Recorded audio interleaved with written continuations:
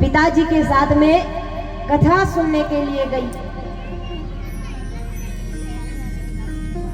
जब कथा का विराम हुआ तो महाराज जी ने कहा कि किसी को कोई प्रश्न पूछना है तुम्हें 5 मिनट तक यहीं पे हूँ पूछ सकते हो। वहां पर कई लोग आए हुए थे। सब कह रहे अब तो जान दो महाराज जी 3 घंटा हो या अब कहीं दुकान घर नजदीक ले।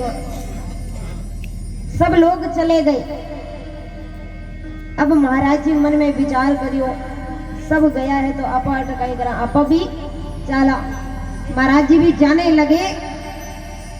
जैसे ही महाराज जी पंडाल से बाहर जाने लगे तो महाराज जी को ऐसा लगा कि मेरा पल्लू पीछे से किसी ने पकड़ रखा है। जैसे ही पीछे मुड़ करके देखा तो एक नन्ही सी बच्ची मात्र 5 साल की जिसने पल्लू पकड़ रखा था। महाराज जी ने कहा क्या हुआ बेटा क्या बात है? और वो बच्ची कौन? मीराबाई। मीराबाई बोली महाराज जी एक प्रश्न पूछना है। महाराज जी ने मन में विचार किया कि इतने महानतम बुद्धिमानी लोग कथा में आए कथा सुनने के लिए, किसी ने कोई प्रश्न नहीं किया। ये छोटी सी बच्ची क्या प्रश्न पूछी? शायद ऐसे ही कहेगी कि मुझे चॉकलेट दो मुझे टॉफी दो। महाराज जी ने कहा ठीक है पूछो। मीराबाई से ने कहा महाराज जी आप कथा सुना रहे थे, जिन ठाकुर जी की कथा सुना रहे थे तो मुझे बताओ ना वो ठाकुर जी मुझे कब मिलेंगे? छोटा सा प्रश्न किया। महाराज जी को चिंता में डाल दिया। इस प्रश्न का जवाब महाराज जी भी नहीं दे पाए। महाराज जी अपने घर चले गए। अब मीराबाई धीरे धीरे बड़ी होने लगी। एक बार घर के पास में ही कोई शादी थी। दूल्हा सज धज के तैयार हुआ।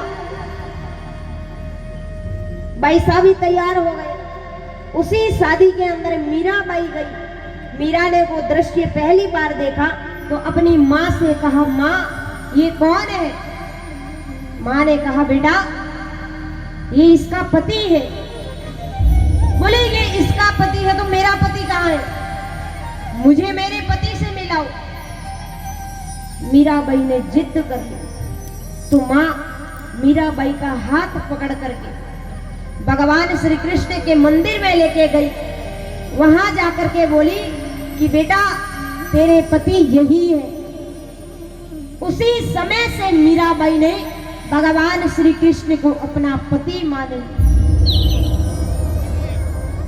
परिवार की जबरदस्ती विवाह करने पर मीराबाई को विवाह करना पड़ा। जिस समय विवाह हुआ मीराबाई विदा होने लगी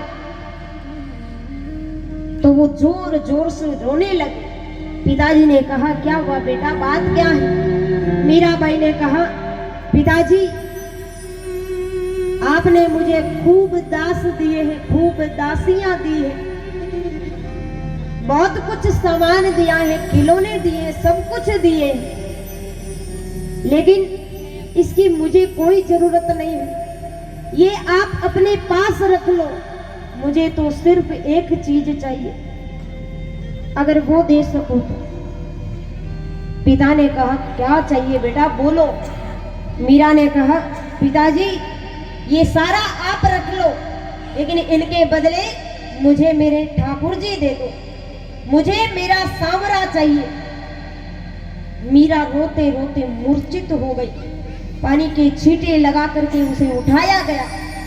माँ दौड़ करके अंदर से भगवान श्री कृष्ण की मूर्ति लेकर के आई, मीरा को दिया।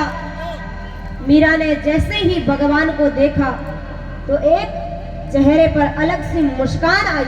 सांवरे को अपने गले से लगाया, खूब खुश हुई। मीरा की माँ बोली ले बेटा ले ले इसे और अब जा ससुराल। मीराबाई ससुराल गई तो सासू जी ने कहा कि बहू ये माता जी का मंदिर है, यहाँ पर भोग लगाओ और निमण करो, शीश झुकाओ। मीराबाई ने कहा नहीं सासू जी इस मीरा का शीश तो झुक चुका है, एक जगह ही झुका है, ना तो आगे कभी किसी और जगह झुकेगा और ना कहीं आज तक झुका है, सिर्फ भगवान श्री कृष्ण के आगे झुका है। वो थी मीरा, इतना विश्वास था। कई बार राणा जी ने विष के प्याले भेजे, सहेलियां खूब मना करती कि मीरा उसके अंदर जहर है। मीरा एक ही बात बोलती, मेरा सांवरा मेरे साथ है, ये तो भगवान का अमृत है। और अमृत मान करके मीरा ने जितनी बार राणा जी ने विष भेजा, सारा विष पी लिया। ये होता है विश्वास। तो किस प्रकार देखो भगवान मीरा बैसा के वीणा पर नृत्य करते हैं। मोहन आवो तो सरी मारा गिरधर।